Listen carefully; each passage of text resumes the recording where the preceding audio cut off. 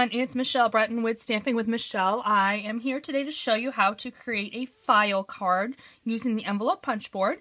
If you have been anywhere on the internet in the last couple of months, you will see that these have grown increasingly popular. This is the card that we did in my October stamp club, and I thought I would show you how to create that.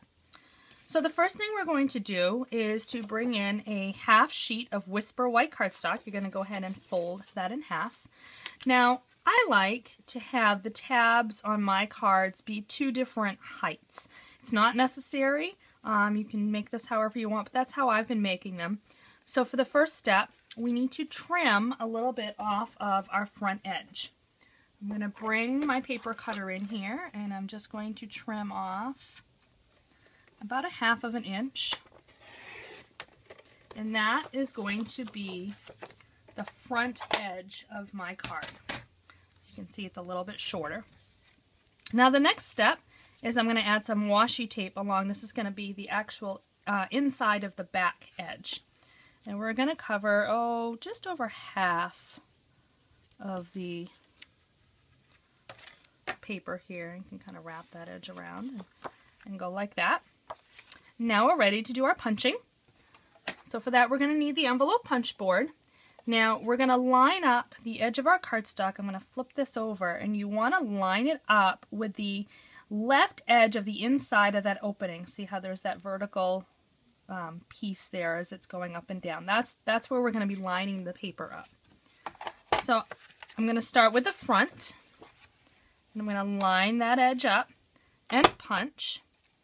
And then you want to slide it over to create your tab. I've been making them about a 3-inch tab. It really doesn't matter. It's entirely up to you. So there's our front. Now we need to do the same thing with the back. So we're going to take and flip it over. Line up that edge and punch. And then slide that over to 3 inches and punch again. Okay. So now this is what we have. So we have our two tabs that have been punched. Now we have to cut this piece off. So we're going to bring the paper cutter back in. And I have found that it's easiest to always work with the tab part up to the top of your paper trimmer.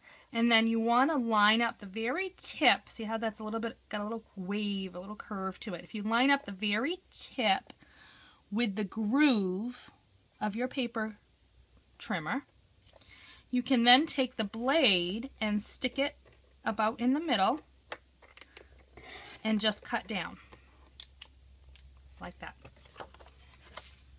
And then we'll do the same thing on the other side. Line up that wave with the groove and cut that part off. There! Now you've got your basic file card part created. Let's go ahead and finish the rest of the card. I have a piece here of Design a Series paper. I believe it's the Season of Style.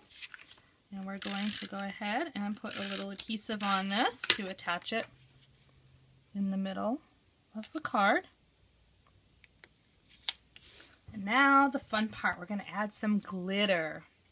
I'm going to use the 2-way glue pen, and this has got a chisel tip, and if you just drag it right across the edge using your Design a Series paper as a guide, you'll get a nice line of glue.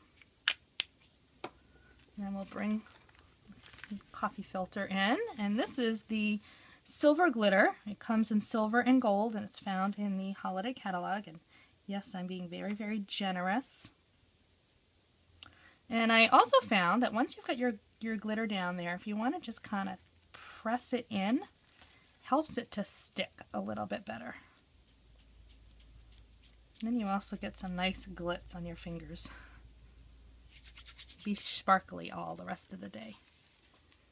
Alright, let's shake all the rest of that glitter off. There. Ooh, isn't that just gorgeous? Love that sparkle and shine. Okay. Next we're going to add our ribbon, and I am just going to wrap that around and tie it into a simple knot.